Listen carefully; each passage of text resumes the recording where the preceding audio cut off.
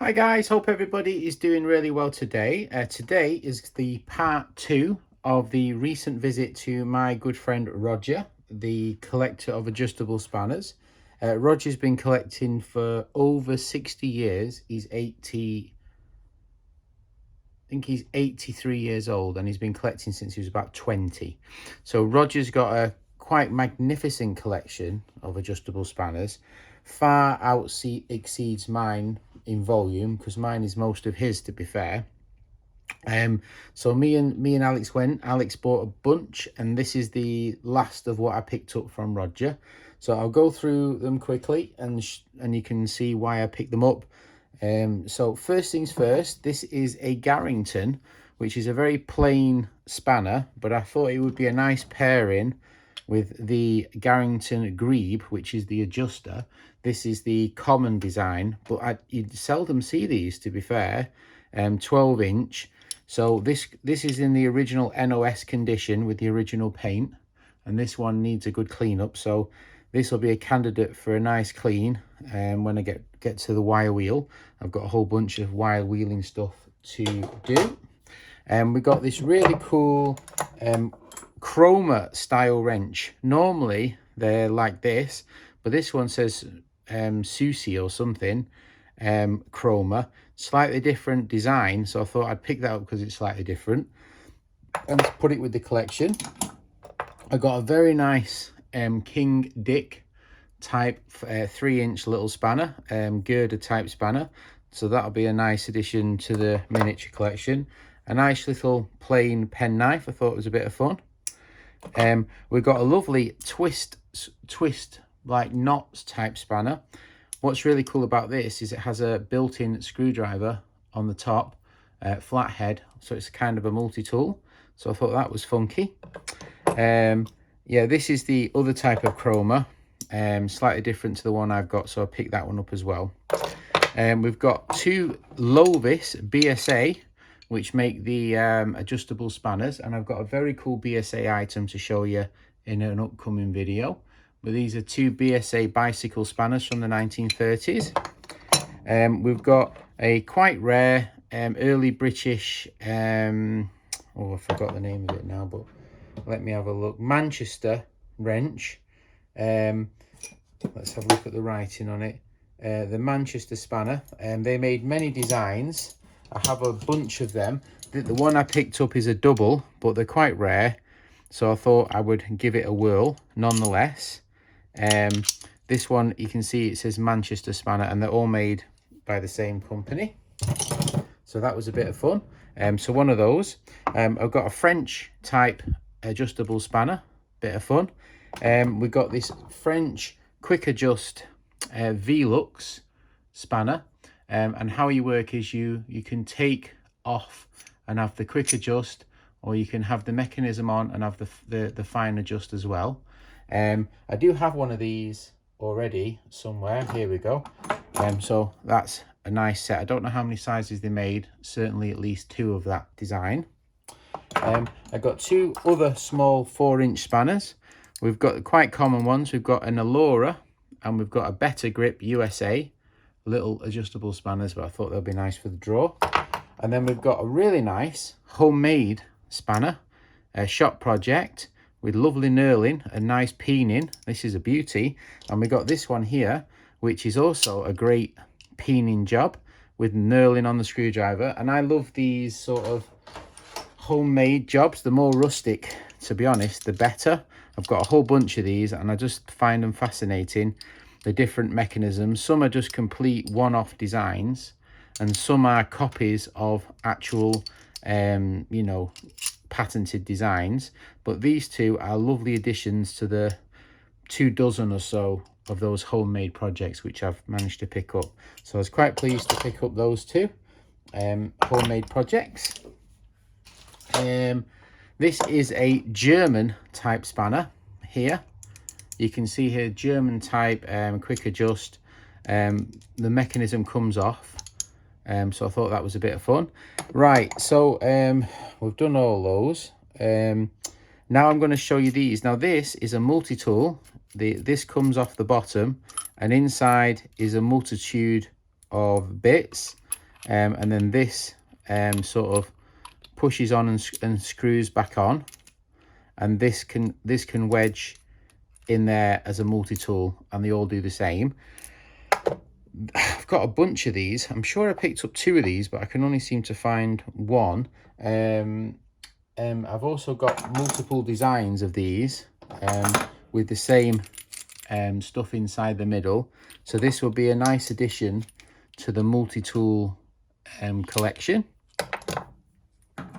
And then I've got this one here. This one is a beautiful quality adjusting spanner. You've got the quick adjust mechanism, made in Belgium. I don't know if you can see that. And it should have an attachment here which clips on, and it's like a pipe jaw, and you can clip it on here to make it into a pipe wrench, but that unfortunately has fallen off. But it's still a nice thing, so I thought I'd give it a home. And then last but not least, we've got this clamp. I imagine it's for some sort of spring clamp. I just thought it was interesting, so I picked it up. Right, I'm going to show you the rest of the other items separate. Right, guys, so I'm going to talk about these 3 separately. So, obviously, in the Industrial Revolution, the British invented a lot of things to turn nuts, and amongst them, the most common thing was manufactured was coach wrenches. This advert is Jury's Brothers Catalogue, 1860, and you see here they've got a Jury's patent, and then they've got a Buddings patent, an Ashford's spanner, and here's a Fenn spanner, and we've got a single bar coach wrench, a double bar, a Best double railway wrench, an improved cylinder wrench, a common wedge key wrench, an American wrench, a slide spanner, and a Clyburn spanner. And then on this side here, there's another advert a little bit later, and this one has single bar coach wrench, double action coach wrench, Best double coach wrench with the slightly more concurved, and Best railway wrench. So what it appears that I've got here is possibly the smallest size, a 6-inch. Let me get the tape measure. A 6-inch Best railway wrench, which is kind of a nice example. Also, we've got a double bar coach wrench, which smallest was this is a 6-inch as well. So this is the smallest size of the double coach wrench, single action. And then this one here is another type of coach wrench, which I probably haven't got the time to show you the advert for it. This is a Fox Brothers coach wrench. They made them in all different sizes.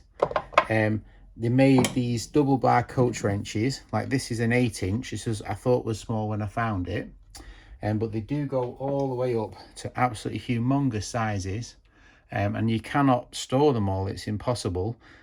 But somehow I've managed to assemble 4 sizes of that. I've got a 10, 14, 6 and 8 of the double bar coach wrench. I've only got one of this one, but I've got this very nice example of a Best, is it double bar coach wrench? But amongst them, you see here on this previous advert, we've got the Clyburn spanner, and it went down to 4 3/8 inch. This is 5.5, and I've measured this one, and this one is a 5.5 1860s Clyburn spanner, a 5.5 inch. So this is a very early Clyburn, original Clyburn.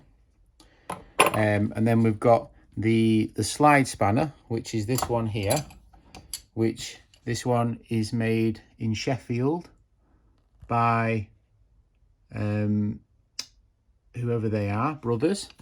I've got 4 sizes of that.